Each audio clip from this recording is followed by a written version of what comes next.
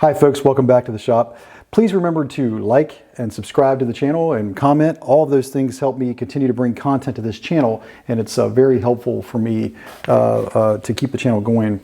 So today I want to talk about torque wrenches. Now, I put off getting a torque wrench for the longest time.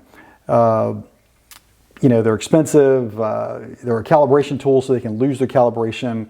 I just got by for a long time without having one. Well, then I borrowed one once, or actually I got it for free. Ultimately, I was going to borrow it, but got it. And I got this Cobalt. Of course, Lowe's sells it. And you'll see just right away with this case that the plastic hinge on the back is starting to peel away. It's typical of a case that doesn't have a hinge in the back with a metal pin. Same with the latches up front. Those will break off too because they're plastic with no metal hinge or pin. But this was good. I got to use this torque wrench and try it out. Of course, unfortunately, it was broken, and I knew this when I got it. But right here, the locking clip or locking collar was broken to where it can just fall away and slide down the torque wrench. So if you manage to get this calibrated, right, and you get to working on it and tightening lug nuts or whatever, you'll find that as you're operating this, the handle turns, calibration's off, and it's frustrating. And plus, while you're using it, this typically slides down the collar. But that's because this piece here is plastic, and the underlying locking mechanism, this is metal, but the underlying mechanism was plastic and it broke. But this is a great example of what you'll find at your typical big box store, Lowe's or Home Depot. And of course, I started looking into both those places for buying a torque wrench of my own. And this, at the time, it might have gone up, probably has. At the time, this ran about, something like this would run about $90. And this one's rated at 250 pounds of torque. You can get them at different levels. You can get a 150 pound foot torque wrench, 250, etc. The great thing about getting one that is 250 pounds is that you get a longer torque wrench. So this one's probably about 24, 25 inches. That gives you a lot more leverage when you're torquing something at a much lower torque.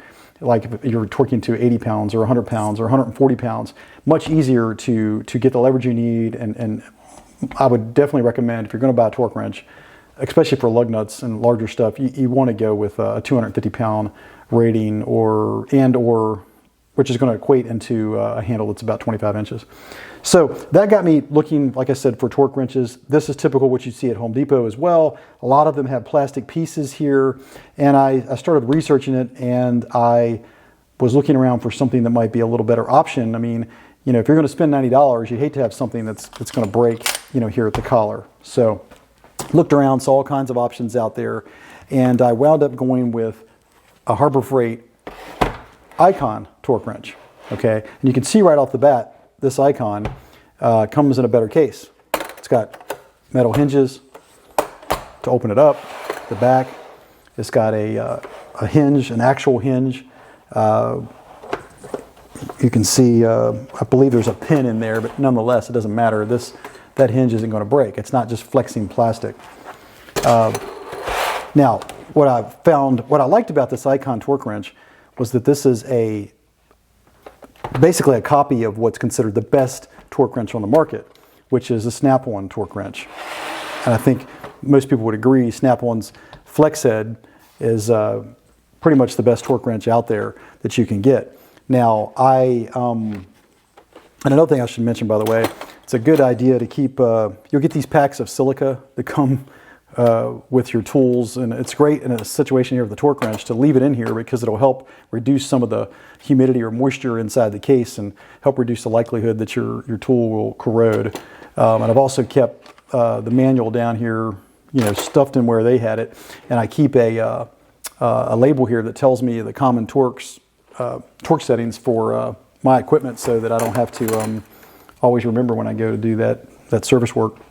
Anyway, if you were to look at Snap-On's version of this, it almost is identical. Icon or Harbor Freight has done an excellent job at this torque wrench. And when I got it, I think it was around $140 and $150. But when you compare it with what I was discussing earlier, you can see that, you get a little bit more length, but, for the money, you figure it's about, what, I don't know, $40, $50 difference in price.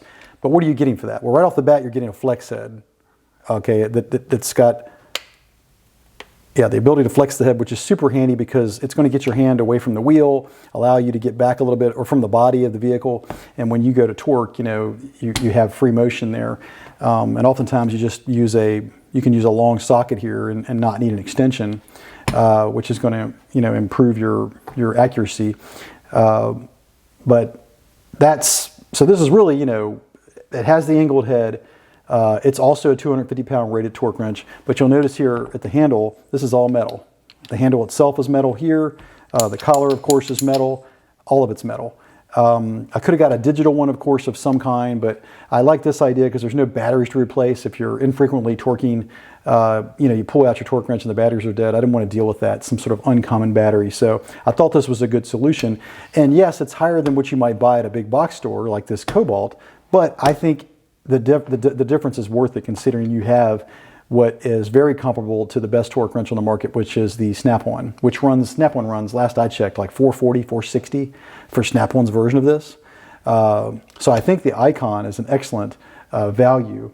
Of course, it comes with the calibration documentation in the case that the torque wrench comes in.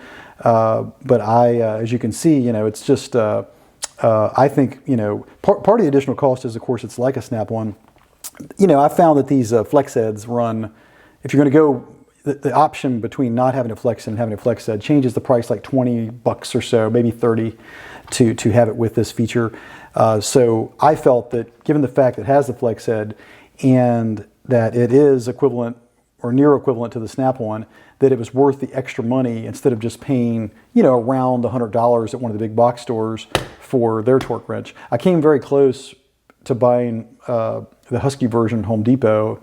I think it had less plastic parts on it, you know, seemed pretty solid. But then after I really, you know, got into researching it, I decided to go with this Icon.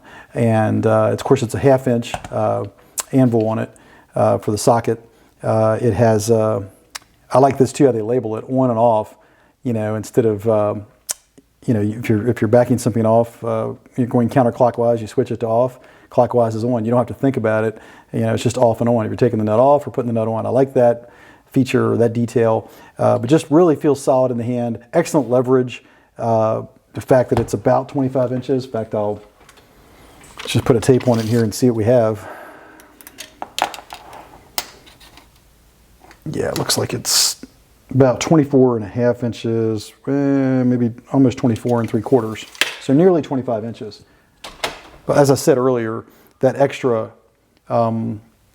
leverage really helps when you're trying to torque things. Yeah. So there you have it, folks. This is what I think is the best torque wrench on the market for the money, especially if you're using a torque wrench infrequently. Now, if you're, you know, out there using it every day as a professional mechanic, I would probably suggest going with the Snap-On. But even, I think for a professional, this would be an excellent way to go. You know, torque wrenches get out of calibration sometimes. You can have to recalibrate them. You know,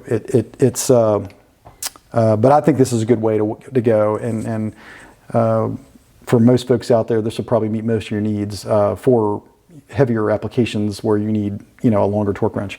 With that said, folks, I appreciate you joining us today. And like I said earlier, please like and subscribe, and we'll catch you on the next video. Thanks.